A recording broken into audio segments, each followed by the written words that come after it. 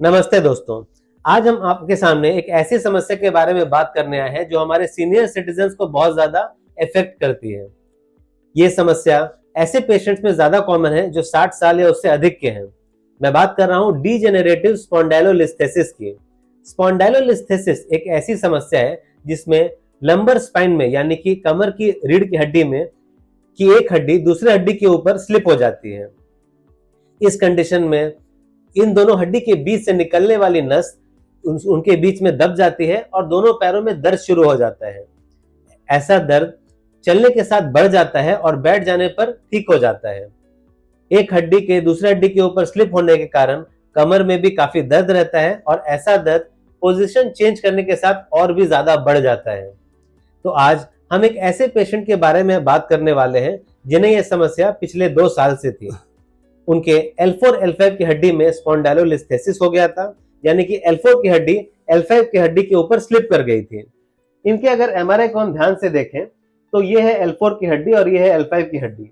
यहाँ हम देख सकते हैं कि जो L4 की हड्डी है ये L5 की हड्डी के ऊपर आगे की ओर स्लिप हो गई है। इसे हम मॉडल पे समझें तो ये कुछ इस तरीके का है। अगर ये L4 की हड्डी है और ये L5 की हड्डी है तो ये हड्डी L4 की हड्डी L5 के ऊपर आगे की ओर स्लिप हो गई थी, जिसके कारण ये पीले रंग का जो आप देख रहे हैं ये इसके बीच से जो नस निकल रही होती है वो इनके बीच में दब जाती है। इस दबाव के कारण पैरों में दर्द शुरू हो जाता है और ये दर्द चलने से और ज्यादा बढ़ जाता है। इस दबाव के कारण कई पेशेंट्स 2 से 5 मिनट से ज्यादा चल भी नहीं पाते। तो अगर हम इनके एमआरआई को फिर से देखें तो इनकी L4 की हड्डी L5 के ऊपर आगे बढ़ गई है और यहाँ पर अगर हम ध्यान से देखें तो कमर की जो रीढ़ की हड्डी है उसके बीच से जो नस जाती है उसके ऊपर भी बहुत ज्यादा दबाव है। अगर हम एक्सियल सेक्शंस में देखें तो ये है L4 L5 लेवल।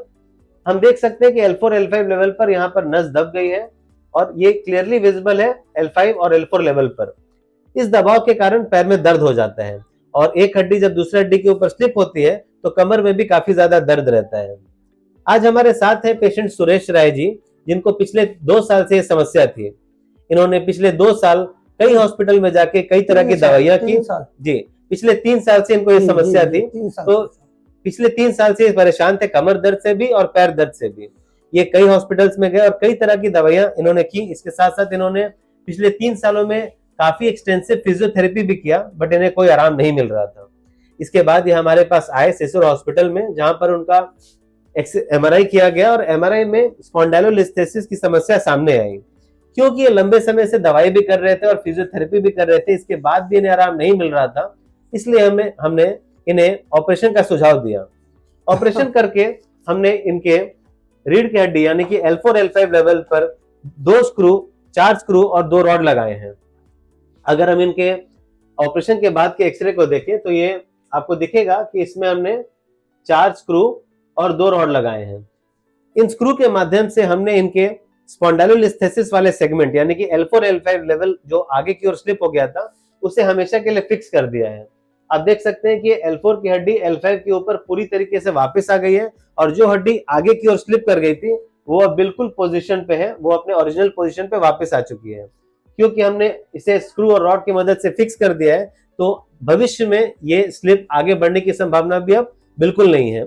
और साथ में साथ हमने L4 L5 लेवल पर इनके नस को भी कंप्लीटली फ्री कर दिया है, यानी कि स्पाइनल डीकम्प्रेशन किया है। स्पाइनल डीकम्प्रेशन में हम स्पाइन के आसपास जो भी दबाव होता है, उसके स्पाइनल कॉर्ड पे जो भी दबाव होता है उसे पूरी तरीके से हटा देते हैं, जिसके कारण पैर का दर्द भी बेहतर हो जाता है। तो अब हम जानेंगे पेशेंट सुरेश जी से कि उन्हें ऑपरेशन से पहले क्या प्रॉब्लम था और ऑपरेशन कराने के बाद उन्हें क्या फायदा मिला है। सुरेश जी बताइए। हमको ऐसा था सर कि मैं खारा नहीं हो जा रहा था, थोड़ा देरी खारा होता था वो सीखना पड़ता था, पूरा बुझाता था फाटल जा रहा है सब। आज 3 साल 3.5 साल से हो रहा है। बहुत दवा किया, मैं सगदर घूम के दवा किया, बाकी कोई हमको आराम नहीं पड़ा। तब लास्ट में हम सिसरो में आए, डॉक्टर साहब से राय लिए और यहाँ पर दिखाएं तो हमारा एक्सरा हुआ, एमआरआई हुआ, उसके बाद में ऑपरेशन हुआ। अभी तक में हमको बहुत ठीक है। अभी 4 दिन के अंदर हुआ, 4 दिन हुआ है, बाकी अभी बहुत ठीक है। पैर का दर्द में आराम हो गया है, बहुत आराम हुआ है। और कमर का दर्द देखिए, कुछ तो ऑपरेशन का दर्द रहेगा, जो कट लगा है उसका दर्द रहेगा। 2-3 हफ्ते बाद वो दर्द भी पूरा तरीके से चला जाएगा। जी जी जी जी ठीक है। तो जैसा कि आपने देखा कि सिर्फ ऑपरेशन के सिर्फ 4 दिन के बाद ही इनका पैर का दर्द कंप्लीटली ठीक हो गया है, और जो ऑपरेशन का टांके का जो दर्द है वो भी 2 से 3 हफ्ते में पूरी तरीके से ठीक हो जाएगा। आज हमारे पेशेंट हॉस्पिटल से डिस्चार्ज हो रहे हैं और घर जाके ये अपने सारे डे टू डे एक्टिविटीज कर पाएंगे, यानी कि चलना, सोफे पे बैठना, वॉशरूम जाना, ये सब अलाउड है और ऑपरेशन के दूसरे दिन से ही अलाउड होता है, और किसी भी तरीके का लॉन्ग टर्म रिस्ट्रिक्शन इनके लाइफ में नहीं रहेगा।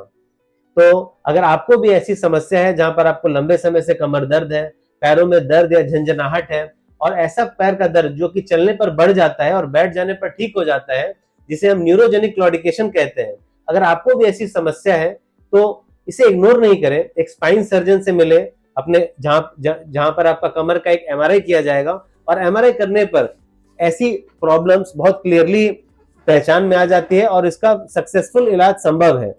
तो स्पाइन सर्जरी से डरे नहीं, क्योंकि अगर इसे सही पेशेंट्स में सही कारण से किया गया तो बहुत अच्छे रिजल्ट्स आते हैं। इसके अलावा इनका ऑपरेशन 3D नेविगेशन टेक्नोलॉजी से किया गया है, जहां पर 3D टेक्नोलॉजी का इस्तेमाल करके हमने ये चारों स्क्रूज ऑलमोस्ट 99.9% एक्यूरेसी के साथ डाले हैं। आप देख सकते हैं कि इस एक्सरे में चारों स्क्रूज का पोजीशन 100% एक्यूरेट है, और ऑपरेशन के दौरान हमने 3D नेविगेशन टेक्नोलॉजी का इस्तेमाल करते हुए नसों पे होने वाले डैमेज को बिल्कुल एलिमिनेट कर दिया है, यानी कि ड्यूरिंग ऑपरेशन ये स्क्रूज डालते समय नस पे होने वाले इंजरी का अब कोई खतरा नहीं रह गया है। तो जब हम पहले के जमाने में बात करते थे कि स्पाइन सर्जरी के बाद पैरालिसिस होने का जो खतरा था, जो काफी लोगों को आज भी है, वो समस्या अब पूरी तरीके से एलिमिनेट हो चुकी है, और 99.9% एक्यूरेसी के साथ हम ये पेडिकल स्क्रूज अब स्पाइन में डाल पाते हैं। तो अगर आपको भी ऐसी समस्या है तो इसे इग्नोर नहीं करें और अपने स्पाइन सर्जन से मिलें और पूरे ट्रीटमेंट प्लान की बेहतर जानकारी पाएं।